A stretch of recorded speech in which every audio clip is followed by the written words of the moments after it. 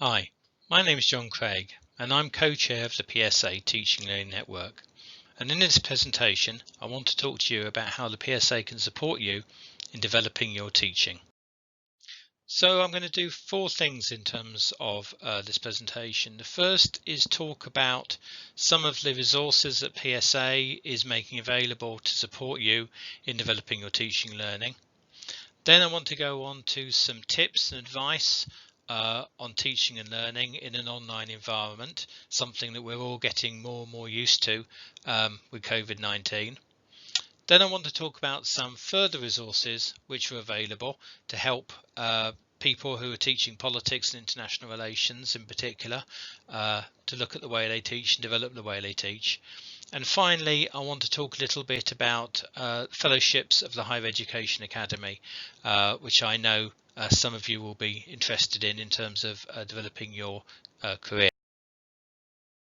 So the first thing the PSA has been doing to support members who are teaching is the series of webinars that we've been holding over the past few months.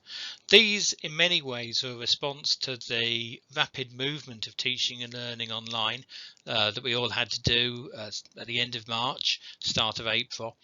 And it was an attempt to set up opportunities where some teachers of politics could talk to other teachers of politics about what they were doing, and as a community we could talk through some of the challenges. I think the key is that everybody doing these presentations is somebody who's teaching politics in the classroom or online now.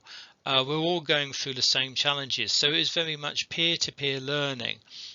We've picked people who have got some expertise in this area, who are perhaps a little bit further out ahead than the rest of us, to share some of their expertise, but it really is practical peer-to-peer learning. And as you can see on the screen, the experience of being in one of those webinars is an experience that we are all increasingly familiar with. The multiple pictures that you get on a Zoom screen or a Teams screen or whichever software platform you're using, and it is a community that we can all be a part of and all share what we can do, our frustrations, our challenges, our solutions, and our advice with one another. And what we have here is a list of the first 5 presentations that we had. We started off down the bottom of the page with Simon Usherwood of University of Surrey talking about how we're going to get through this. Very much sort of in the heat of the moment of that transition online, trying to think through with colleagues some of the challenges and some of the solutions, and how we can use the pedagogical principles that we know work to try and work online and try and support students online. We had Mark Shanahan of University of Reading talking about supporting students during this time. I think we all know that the challenges of mental health and well-being are particularly acute in the sector these days, and are even more of a challenge when we are online and apart from one another, and some of those other support mechanisms that we have in place aren't working so well. So Mark led us through a discussion of some of those challenges and how we can support our students in these challenging times. We had Georgina Blakely from University of Huddersfield, but formerly from the Open University, who gave us a very well structured and clear outline of some of the key principles and challenges of moving your teaching from a campus base to an online situation. Christina Laston-Bandera of Leeds University talked to us about scaffolding and supporting our students through online, and Natalie Jester of University of Bristol talked about a range of asynchronous teaching methods that she had used to support her students in their tutorial learning. As you'll see with each of these, there is a web link. If you go on that web link, the full recording of those sessions is available to you. Generally, the initial talk by the academic takes about 20 minutes, some 15-20 minutes. Obviously, if you want to, you can watch the whole of the discussion and the question and answer, but if you just kind of want to dip in there and get a flavour of the key messages, we're talking about 15-20 minutes to get that in terms of the actual presentation from the speaker. So I would point you towards those as being excellent resources to support you in your teaching and learning development at this time.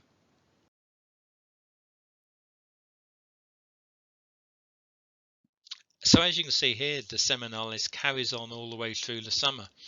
And this is very much a dynamic list. So if you go on to the PSA or BISA website, you will probably see additional seminars, webinars popping up throughout the summer and into the autumn, dealing with issues about teaching and learning. As you can see, through the summer, we've pretty much stayed with the theme of online learning and those transitions. We've got a whole range of them. I won't go through every single one, but you can see we pick up on issues of assessment, issues of student well-being, issues of this disadvantage gap and digital poverty, and how do we ensure that our teaching online is as inclusive as it can be. We've got things about what makes a good lecture, what makes a good seminar. So please do engage with these. These are all free to all academics, PSA, BISA members, or people who aren't yet members of either organisation. Though please do join. And these are available on usually presented through Zoom.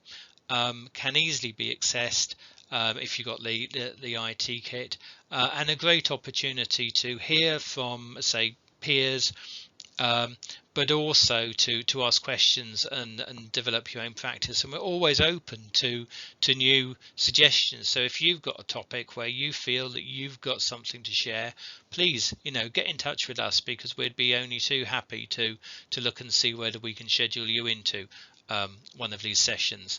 And I think the other thing I want to say is that while these sessions at the moment are focused on online learning, as we move into next academic year, we will broaden those out.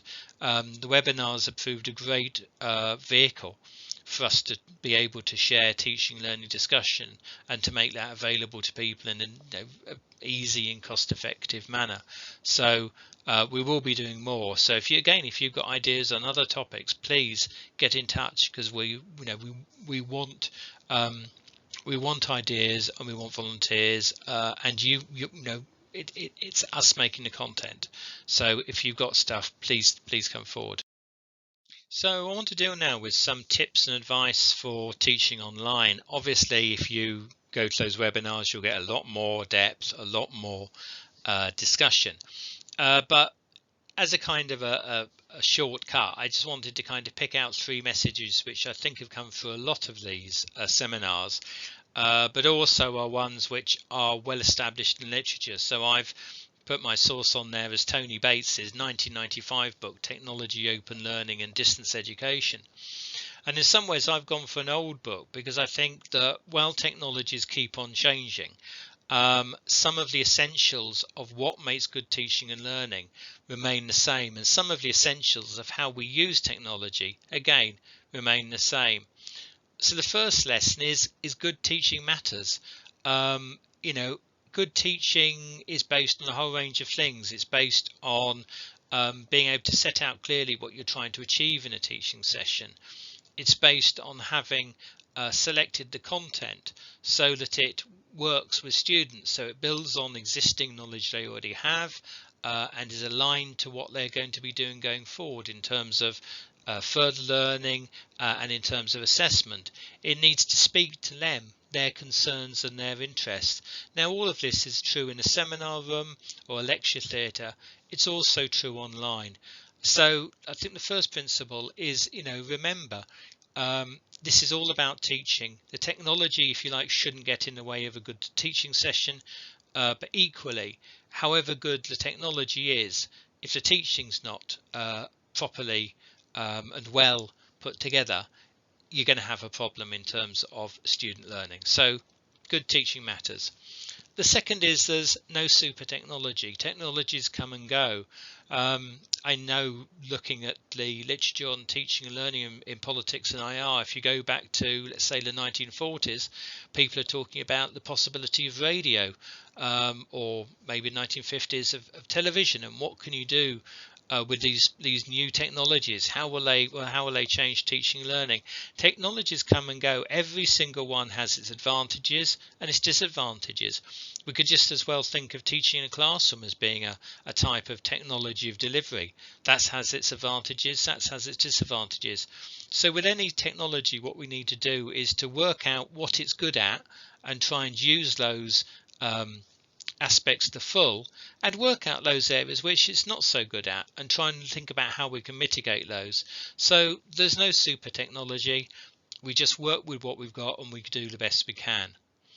And the third item on here, the third aspect I want to pick out, is interaction is essential.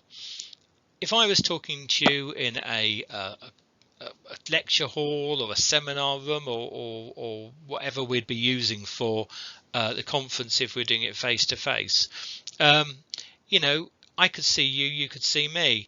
If somebody in the back corner's a bit bored and yawning, that's a message to me. I'm being a bit dull, perhaps, or perhaps they just had a late night.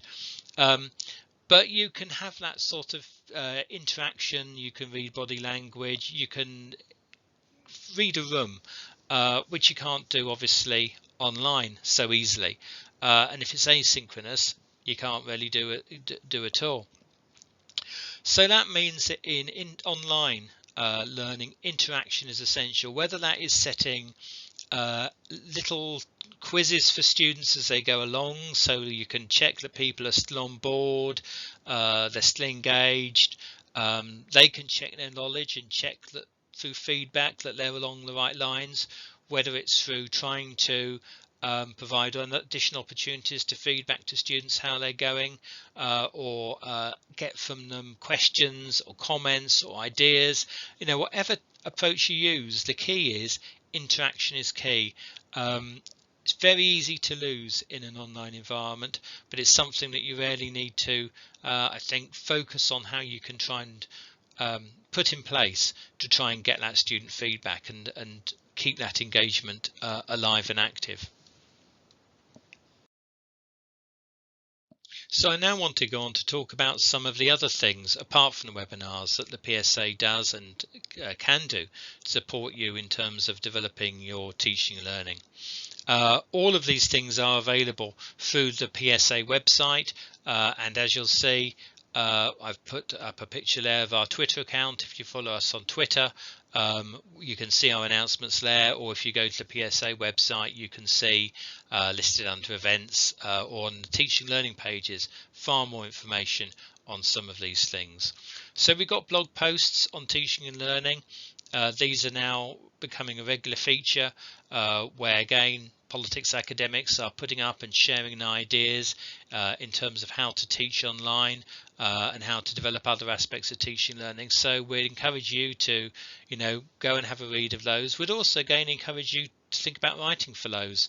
Now, if you've got practice you want to share with everyone, or if you're just facing a range of challenges, we're quite happy to have places where people talk about some of the challenges, because if that starts off a debate and starts off advice and ideas from others, we can learn together how to develop our teaching and face that together. So blog posts, please look at the blog posts.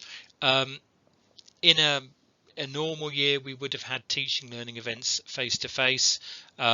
This, obviously where we are now, these are online, but we hope to be back in at some point to a world in which we can meet together face to face and have events looking at various aspects of teaching learning. So in time, please look out for those. With the PSA conference, in the past at PSA conferences we've run a range of standard academic panels looking at research on teaching and learning produced by PSA members. Next year we're looking at possibly putting this all onto a single day, so people can, if you like, concentrate their focus on teaching and learning that day. But also at the PSA conference, what we sometimes have are sessions which are perhaps more about training, or briefing people in terms of developing areas. So, for example, last year we had sessions on the TEF, Teaching Excellence Framework, talking about that, advice for people who are having to, often in head of department roles, put together submissions for that. But we also had advice and sessions for people, for example, starting out, if people hadn't used simulations before in the classroom.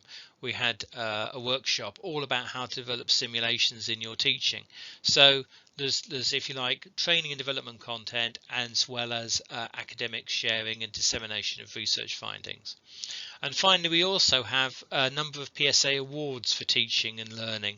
So these come up, usually on an annual basis for nomination. Please do think about putting yourself forward. If there's somebody whose work you admire, please think about nominating them and putting them forward. The more we can have good nominations put forward, the more we can celebrate teaching, and the more we can give recognition to those doing the hard work in developing teaching and learning in our disciplines. So I want to briefly talk about some things that we also have available, which are outside the PSA website, but can also help you in developing your teaching and learning. There are many resources, but I'm just going to pick on two. At the top left of the screen is IPED, the International Politics Education Database. This is a resource I've put together over a number of years. To be honest, it's a little out of date because I haven't updated it since 2016, haven't done a full update since 2016. But what that does is it points you to peer-reviewed articles in politics journals on the teaching and learning of politics and IR. There are over 2,000 articles listed on that site. So if you want to have ideas about how I picked some things off the thing, how you can teach with technology, there's articles on that. If you're interested in how you can promote critical thinking with students, there's articles on that. If you're interested in how you can teach about terrorism, or teach comparative politics, there are articles on all of those areas. So please have a look there. We have a literature, big literature, extensive literature on the teaching and learning of politics and IR. So please use it. It's a great resource. The other resource I just want to point you to is on the American Political Science Association, APSA, on their website. They also have a teaching and learning website with a lot of resources. That's the one on the bottom right of your screen. If you go on there, you'll find syllabuses, you will find tips, you will find ideas and advice. So please look at apps as well. Obviously, the North American community of political scientists is a very big community, so there is lots on there that's of value and use. So we can now move to look at some of the generic support which is available for developing your teaching learning beyond the discipline, and not just support for developing your teaching learning, but also ways that you can get accreditation and recognition for the skills and development and expertise that you're getting in delivery. So I'm going to look here at the Advanced HEA fellowships, formerly known as Fellowships of the Higher Education Academy. So there's 4 levels. Starts off with Associate Fellow, then moves to Fellow, Senior Fellow and Principal Fellow. Most academics, the biggest group in British universities with fellowship would have the fellowship level, level 2. If you start a lectureship at a university, very often within maybe the first 2 years, there will be expectation that you will go through a PG Cert or other accreditation route, and that will give you fellowship. So for most academics, fellowship is the entry level and the expectation in terms of the sector of the sort of level you would have. Associate fellowship is a little bit rarer. Associate fellowship is rarely for those who are perhaps in GTA positions or part-time lecturer positions who have some control over teaching and learning, but don't, if you like, control a whole module. So you're able perhaps to demonstrate that you're able to choose how you teach a particular seminar or series of seminars, but you probably don't have control over design of the assessment for the whole module. Associate fellowship is well, compared with fellowship, it's relatively rare in the sector, but it is a good way if you've got some of those skills under your belt to be able to get recognition for that. But the main one is fellowship, and if you're able to get fellowship at an early stage in your career, perhaps even before your first permanent post, then that can be an advantage to you. Senior fellowship usually comes later when people have got greater expertise and track record of innovation and development in teaching and learning. And principal fellowship is rarely a focus there on people who are making strategic whole discipline or whole institution decisions around the development of teaching and learning. So its fellowship is rarely the one that is the most useful one for you to acquire early on in your career. And to get fellowship, basically you have to prepare a document. It will differ in some institutions because some institutions have been given devolved powers to award fellowship, so always check with local rules.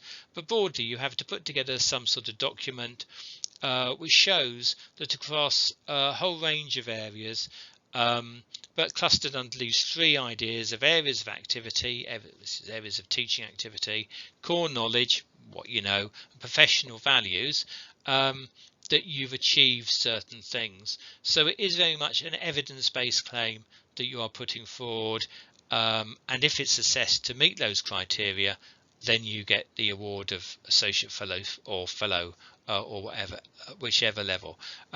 This is something which does have long-standing recognition in the sector, so it is well worth developing and getting that accreditation in place as soon as those options become available to you. So that's the end of the presentation. I hope that's been useful. Thanks for listening, and please get involved. A network is only as strong as its members, and it's the expertise and experience and practical advice that members can share with one another which is at the heart of making a network successful. Thanks very much indeed.